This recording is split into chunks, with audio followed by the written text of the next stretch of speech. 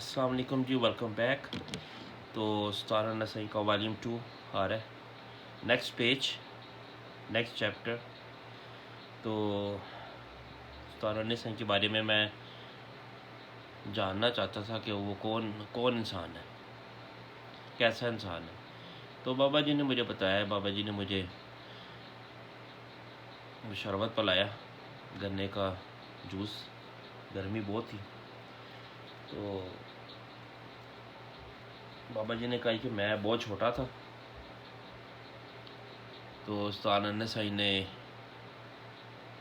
जब वो पतंग उड़ाते थे तो मैं अक्सर उनकी छत पे, वो मुझे आवाज़ दे के बुला लेते थे छत पे हेल्प के लिए, क्योंकि वो चरखी अपनी किसी को नहीं पकड़ाते थे। और वो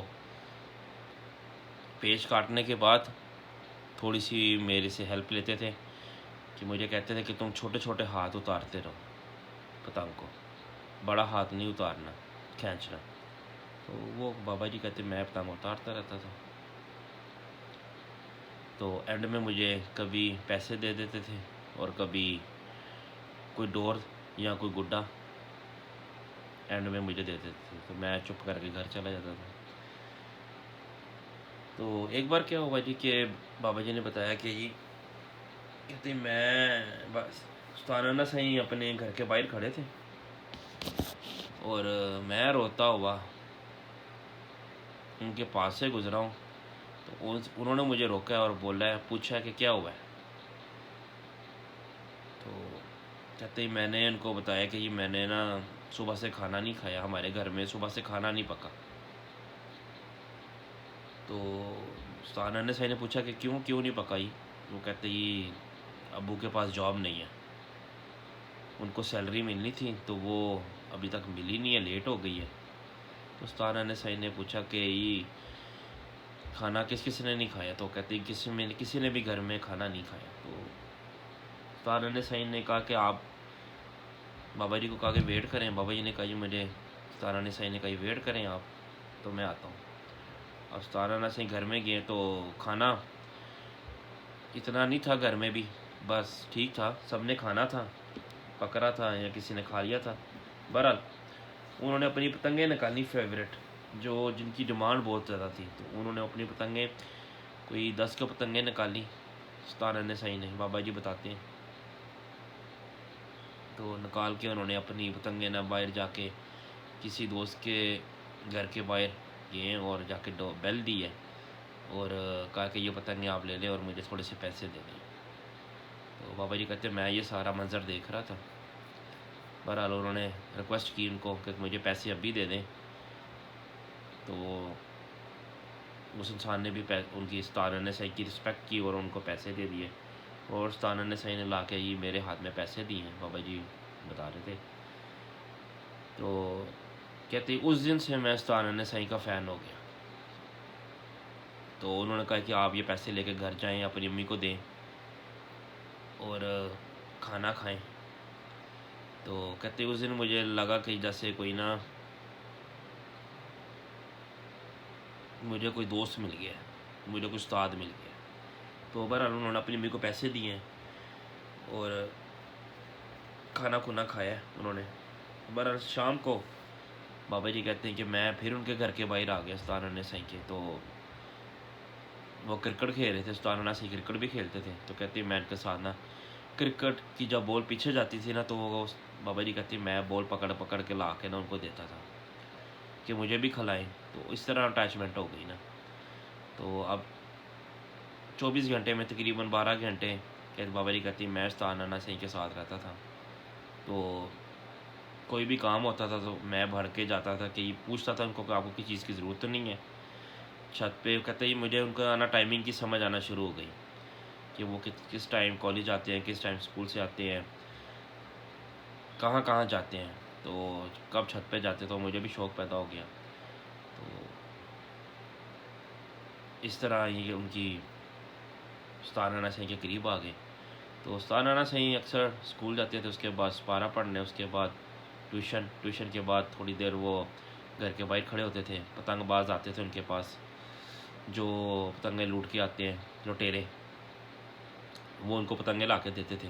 तो सालाना से बीच में से पतंगें अच्छी अच्छी निकाल के उनको कैश पैसे देते थे और वो लड़के चले जाते थे।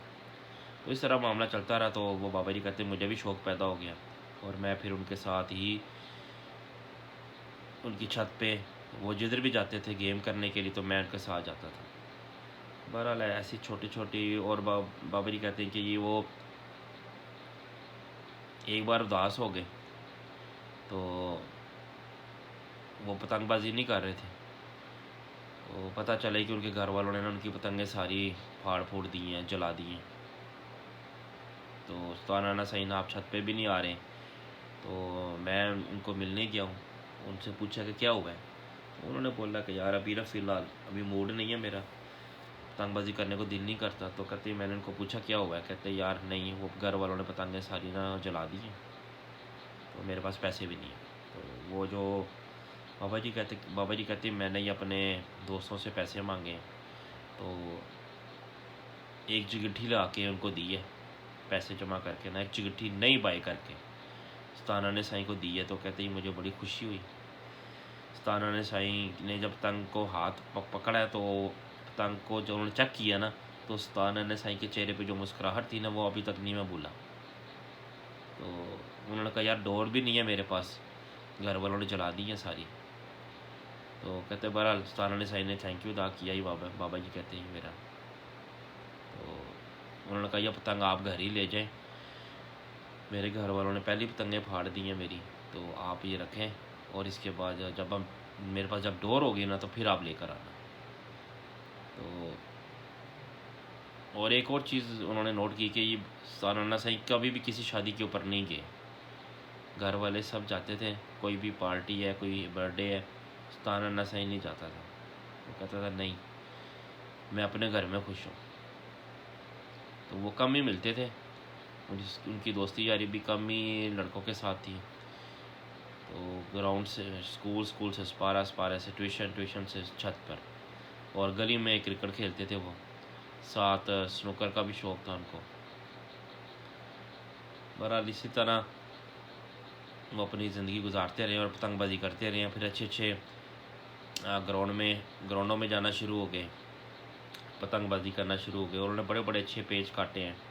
कहते ही मैं उनकी चीज़ का गवाह हूँ। तो मैंने बड़ी वाहिद बंदा देखा था कि जो ही पूरी चरखी पे जाके पेज छोड़ता था। 4 पीसों की चरखी होती थी उनके पास, तो एक पीस पे जाके वो पेज छोड़ते थे। फिर कोशिश उनकी यही होती थी कि पतंग अगर काट दिया ना तो वो खुद पतंग को दमियाँ दें, पतंग को खड़ा करके उसके बाद फिर वो कहते थे आप मेरी हेल्प करें। तो बाबा जी कहते मैं बड़ा खुश होता था कि यार मैं किसी अच्छे प्लेयर के साथ मैं पतंगबाजी कर रहा हूँ। तो मुझे भी बड़ा मज़ा आता था। मुझे बताते थे कि यार वो आप जाते हुए यार वो डोर ले लेना मेरे से, या पैसे चाहिए तो पैसे ले लेना। तो कहते हैं मैं पैसों के लिए और डोर गड्डी के लिए नहीं आता था, मैं तो सिर्फ उनको ज्वाइन करने आता था कि यार ये बंदा जैसे पेज करता है ना गॉड गिफ्टेड है। तो बहुत अच्छे पेज करता था। तो इस तरह बस लाइफ चलती रही है। तो मैं बैठा, बाबा बारिश होना शुरू हो गई ऊपर से। तो बाबा जी कहते हैं आपको कल मिलूँगा मैं यही इसी जगह पे, तो आपने इस टाइम पे 4 बजे आ जाना। तो मैंने उनको बोला ठीक है मैं 4 बजे आ जाऊँगा। उन्होंने बोला आप इसी बेंच पे मैं 4 बजे आके बैठता हूँ।